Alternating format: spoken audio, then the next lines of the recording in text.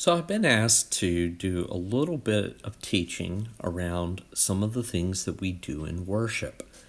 And if you come into our worship service, one of the first things that you're going to notice is two altar candles that look something like this.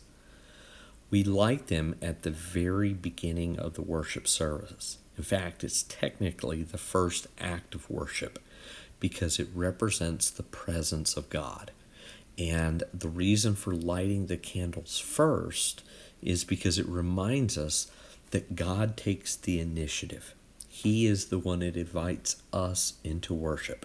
Yes, that invitation needs to be reciprocal, and God longs to be present where he is wanted and where he is praised, but it is always God who takes the initiative and first invites us into worship.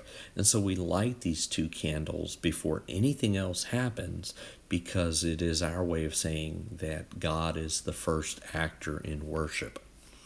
At the end of the worship service, one of two things can happen.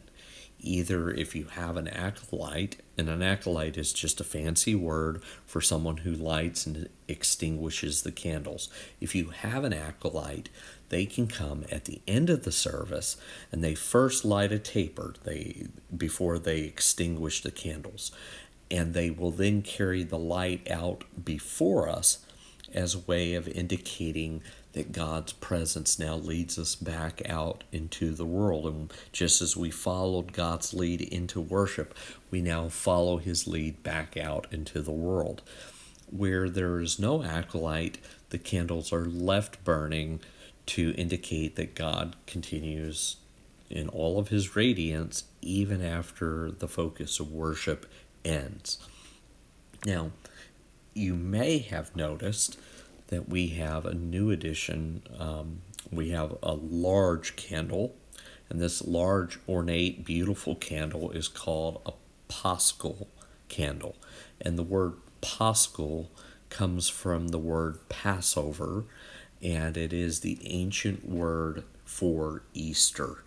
At least that's how Christians use it. We use it as an ancient word that means Easter, and it indicates the presence of the resurrected Jesus. And the Paschal Candle, though it's always present, or at least it's permitted to be present always, it is lit during special times, and not just any special times. First, it's lit during the entire season of Easter. So you might remember from the Gospels that Jesus, when he was raised from the dead, he remained here on earth for 40 days. So the Easter event is not something that just happened on one day. Jesus remains with his disciples for 40 days. And during that 40 days of Easter, we light the candle to remind ourselves that the risen Jesus was physically present with his disciples for those 40 days following Easter and before his ascension.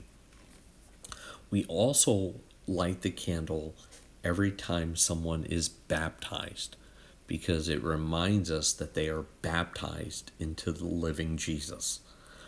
If confirmation happens at a season different than during the Easter season, we also light the candle during confirmation to talk about the fact that they are entering into the life of Christ.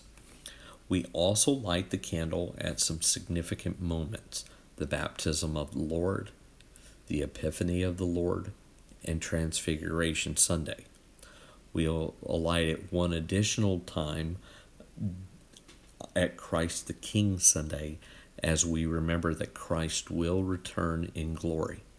There may be one or two other times that we light it, but that's all that I can think of for this video. But I want you to understand what the presence of the Paschal Candle or Paschal Candle is, what its significance means, and what it adds to our worship experience.